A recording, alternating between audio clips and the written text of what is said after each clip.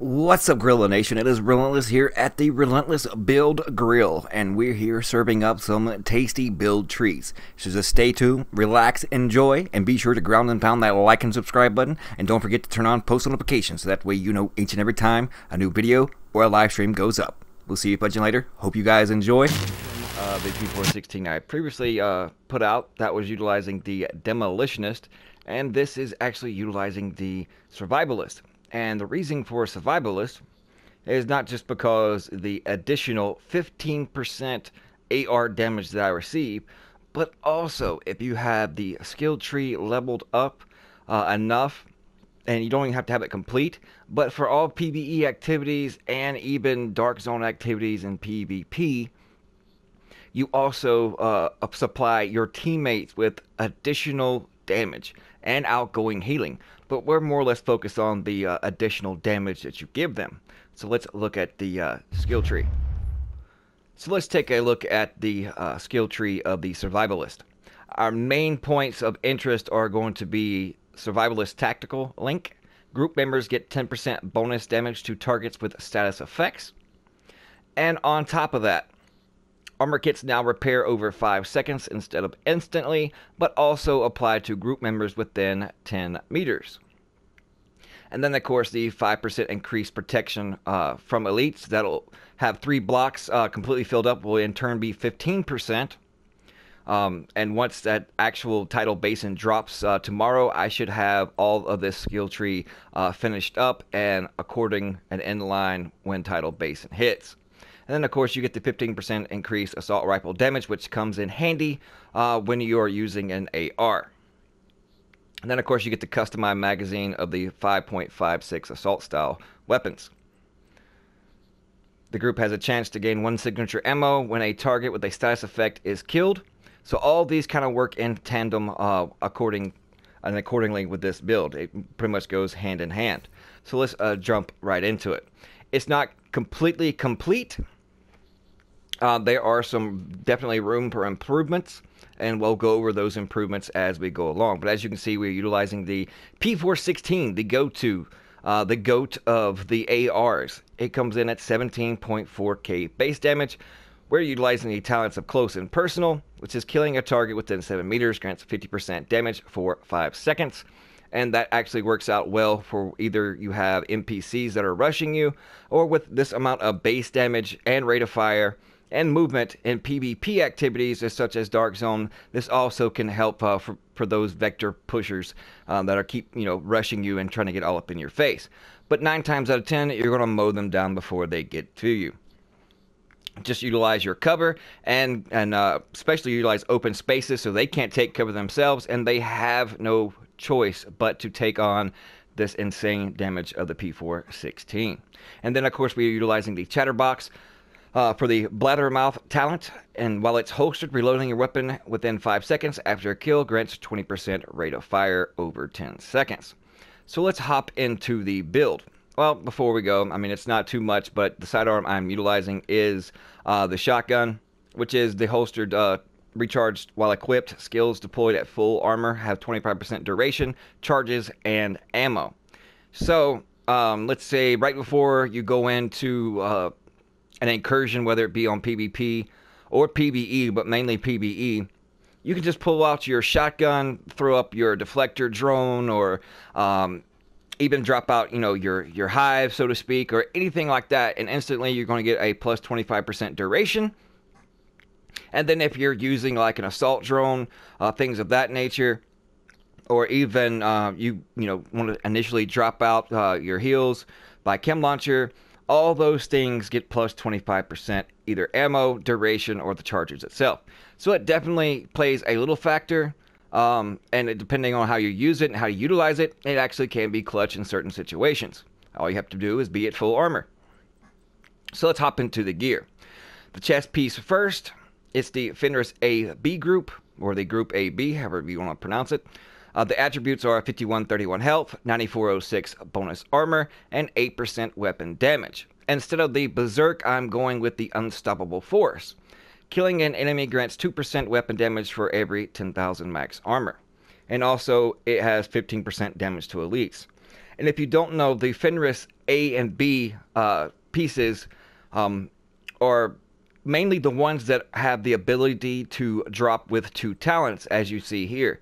All 3 of these Fenris A, B, even this one, have 2 talents versus all these others only have 1. So if you're using an AR, you definitely not along with the 10% assault rifle damage it comes with, but also you have a chance to pretty much mix and match what talents you want on it. Instead of the damage to elites here, I would preferably like to harden on it to give it that 10% armor boost, just because I'm using that unstoppable force, and I think I have quite enough damage to elites on. So even without losing that 15% damage to elites, that 10% harden is going to actually in turn make me a lot stronger in terms of DPS just by killing 1 enemy. So by utilizing the unstoppable force, you basically are getting 40% weapon damage right after you kill 1 NPC. So even if it's a red, and then you can turn your sights on to those veterans or even those name or elite bosses. And then in its mod slot, we have weapon damage, 4% weapon handling, and 3% optimal range. Now moving on to the second piece of the Fenris Group AB, we have 5663 on the knee pads. We get 10% protection from elites, and also we gain the protection from elites for using the survivalist. So if we are faced with ourselves with dealing with a lot of elite enemies come Tidal Basin, or elite patrol groups out in the light zone, just by on the free roam, then definitely it will more or less come in handy, not just because you're outputting more damage, but the damage that the elites are giving you are negated even further. And of course, in the talents, we have 15% damage to elites, and of course, patience. Being in cover for 3 seconds, armor repairs by 5% every second. Now, a lot of people like putting this with safeguard, because that way it'll definitely increase. It turns that into like around 12% armor every second while in cover. And the reason why I'm not going that route, because I mean everybody is going that route, but instead I'm utilizing a 2-piece 5.11 or 511. We get an additional 5% protection from elites, and we gain 10% extra incoming healing. So whether it be from myself, teammates, whatever the case may be, I'm gaining 10% of that back, and in turn, all my heals and repairs that I drop for my teammates by utilizing the survivalist are going to be increased too. So it's kind of like a twofold system. Everything works cohesively in hand to hand. They are receiving extra outgoing healing from me. I'm receiving extra incoming healing from them. And it has 4% weapon damage, which is, I wish that was a lot higher, because I do have some that have 8%. And then we have 5,557 bonus armor, 5563 health, 20% explosive damage. That'll help with the special. The bolts that you shoot from your crossbow, they do explode, so the extra explosive damage definitely comes in handy when trying to deal a lot of damage. Now, if I had an absolute choice, I would like to have probably Vital and Harden just to make me a little more tankier. But, beggars can't be choosers. But if I do happen to come across a piece where I can insert Vital instead of Destructive, then definitely it'll increase my survivability. Now on to the mods. 1.5% weapon damage, 1% critical range, and 4% optimal range. Now moving on to the second piece, I'm not using a shotgun. I'd like to switch that up for preferably, something else. But since I do have a shotgun sidearm, it's not necessarily wasted. And this is not a crit chance or crit damage build. So even, crit chance or crit damage wouldn't really do me no good here. But, if you happen to have crit chance on there, it does increase the chances of you actually hitting a crit inside your critical strike range. So if you do want to switch things up and, have crit chance on certain pieces and go a twofold build, but make sure you spec into weapon damage. And then if you're able to, then go for the crit damage. And keep in mind, this is more or less on console, but it works just as well as on PC. But when it comes to PC, then you want, weapons damage, and then, of course, the headshot damage. And then, of course, we have the kneecapped. Not too many people use kneecap, but since applying status effects grant my teammates 10% additional damage for targets under status effects, then this talent right here definitely comes in handy. It's not all just about me, especially when you're doing any kind of PVE activities. And since, Tidal Basin is coming up, this not only, more or less benefits myself because the NPCs do take bleed damage, but my teammates all, no matter what build they're using, will gain an additional 10% damage to targets with status effects. So it's all going hand in hand. It's more or less a group play thing. Now let's move on to the other two pieces. I'm just basically using this piece more or less as a filler because also it has 5% weapon damage by way of devastating. But there is another way that you can play around with. You can use the reassigned. I mean, depending on how well you are with a pistol. I mean, it could be a lot more viable on PC. But you can get special ammo. But because since you are utilizing kneecapped, then there's going to be tons of targets that are going to have status effects. So you can gain 3 random special ammo in your sidearm every 45 seconds.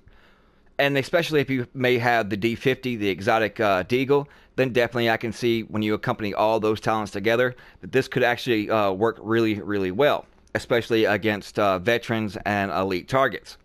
So if that's something you want to try out, I haven't tried it out yet, but I'm very interested in seeing what it will actually do.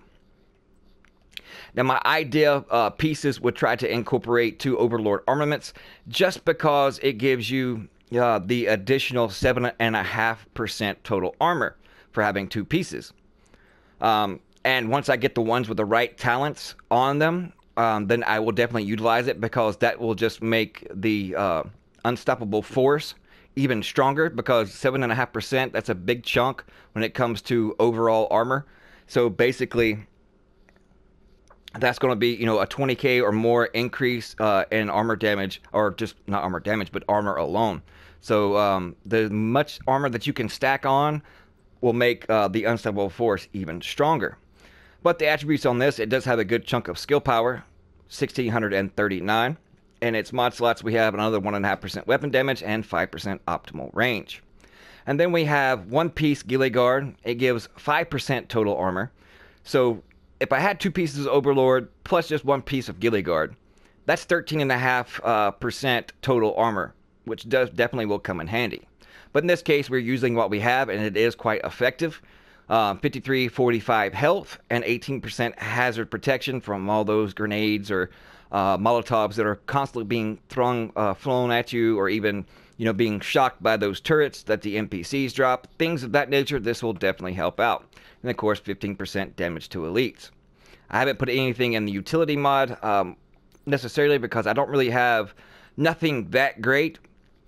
So whatever you have available that will more or less synergize, especially if you only need like 100 or 200 points of skill power to go in, so that way you can unlock a mod that you can utilize in your skills, then by all means definitely put in what will fit your build the best.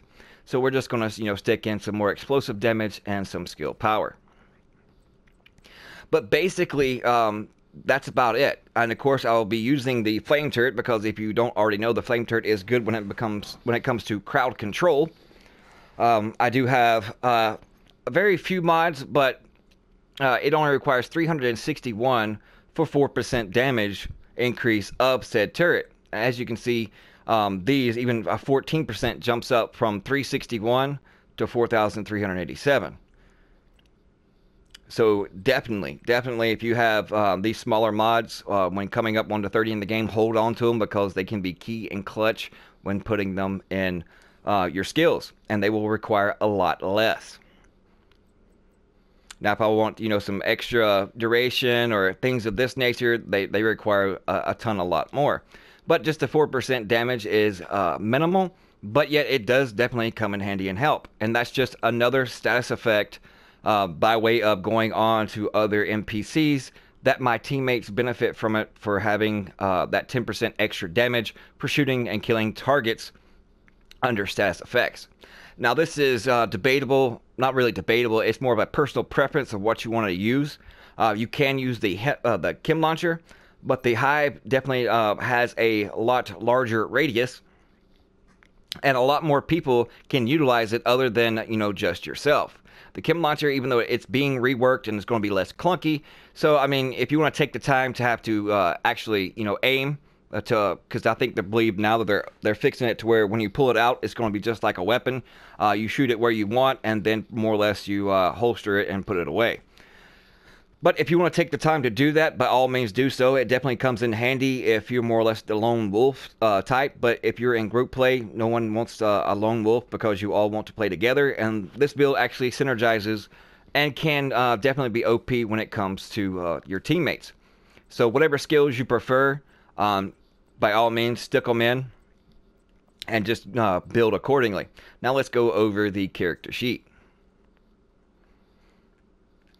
As I said, I'm not focused on any crit chance or crits whatsoever, so we have a 0%, as you can see, 17,413 weapon damage, 4% weapon handling, 21.5% all weapon damage, 33% assault rifle damage bonus, and then we have 55% damage to elites. The defense, which is 188k armor, as I stated, I want to get that at least to 200k because that makes Unstoppable Force even stronger. Again, that additional 40% damage to after you get a kill to apply to the next one. Then pretty much with that damage to elites, if it happens to be to an elite or a named boss, then they're going to be absolutely schmelted. 24,379 health regen, and we have the 18% hazard protection, bleed resistance, blind death, burn, disorient, disrupt, and shock resistance. 0% skill cooldown, because we're more or less basing it on any more or less cooldown effects, but the survivalists do have perks along with that nature as well. But if you want to use a demolitionist or sharpshooter, by all means go for that. But since you are utilizing the AR, it is right up the alley. Help out yourself, but your teammates, because you're doing that 15% extra damage by way of the survivalist specialist. And of course, with the status effects that you are able to apply to NPCs, players, whatever the case may be, your teammates in turn get a 10% bonus. And then with the 511 two pieces, you get that 10% bonus healing coming in.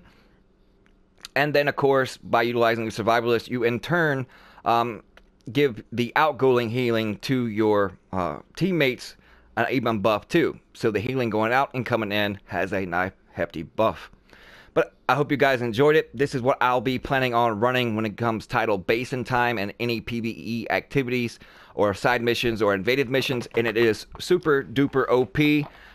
And there's no elite or named bosses that can stand in your way. And the reds and purples with that high base damage of 17.4k, yeah, they're going to be melted too. So no matter if they're red, purple, yellow, named, they're all going to die really, really fast. But thank you guys so much for tuning in. We'll see you fudging later.